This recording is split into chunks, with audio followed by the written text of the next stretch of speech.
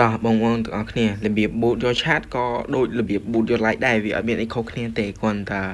វាខុសគ្នាតែបន្តិចទេអញ្ចឹងយើងរើសដូចគ្នាមកយកengagement យកមកយក campaign ដូចគ្នាមកវីដេអូនេះខ្ញុំធ្វើខ្លីទេតែ2នាទីជាងទេហើយធ្វើលឿនទៀតដោយសារតែចេះហើយអញ្ចឹងអានេះយើងដូរមក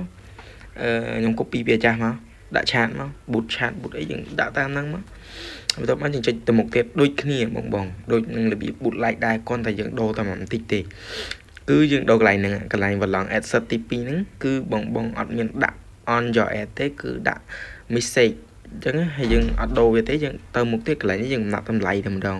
កំណត់តម្លៃខ្ញុំដាក់$3ឆាតហើយកន្លែងនេះក៏ដូចគ្នាដែរកន្លែងនេះក៏ដូចគ្នាដែរបងយើងអាកន្លែង audience នេះយើងអត់បាច់ខ្វល់វាទេយើងទៅនេះតែហ្មងយើង use របស់យើងដែលរៀបចំស្រាប់តែហ្មងនេះកន្លែងហ្នឹងវាដូចគ្នានេះយើងយករបស់យើងរៀបចំស្រាប់ហើយហ្មងមកវាស្រួលវាលឿនអានេះបើមាន interest បងត្រូវដាក់ interest បងមានផលិតផលលក់ដូចជាស្បែកជើងបងត្រូវដាក់ interest ដាក់អីត្រឹមត្រូវដើម្បី boot ថោកតែសំខាន់កន្លែងគេជាងគេចុងក្រោយគេបងគឺកន្លែងadvantage placement កន្លែងនេះគឺសំខាន់យើងកំណត់គោលដៅយើងយកមកយក placement មកហើយយើងដក Instagram ចេញកន្លែងហ្នឹងយើងដក audience network ចេញទៀតព្រោះអីយើង boot ចឹងបើយើងដកចេញអត់មានពួក chat កោលក្ខណៈ bot ដាក់ emoji ញ៉ៃ chat មក page យើងហើយយើងដកកន្លែងនេះទៀត add on reel add on stream ad ហើយយើងដកពីនេះចោលទៀតទៅគឺអត់មាននេះទេអត់មានលក្ខណៈ account bot chat កោដាក់ emoji ដាក់អីអញ្ចឹងយើងចុចទៅមុខទៀតមកយើងដូរឈ្មោះវាមកអាកន្លែងនេះយើងរើសពី ad set ហើយអញ្ចឹងបានន័យថាpage ហ្នឹងវា sell មកហើយអញ្ចឹងយើងដូរនេះយើងដាក់ use post របស់យើងមកបន្ទាប់មកយើងទៅ select post ដែលយើងចង់ធ្វើ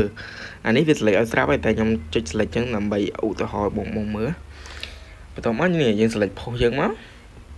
ហើយយើង continue ទៅមុខទៀតប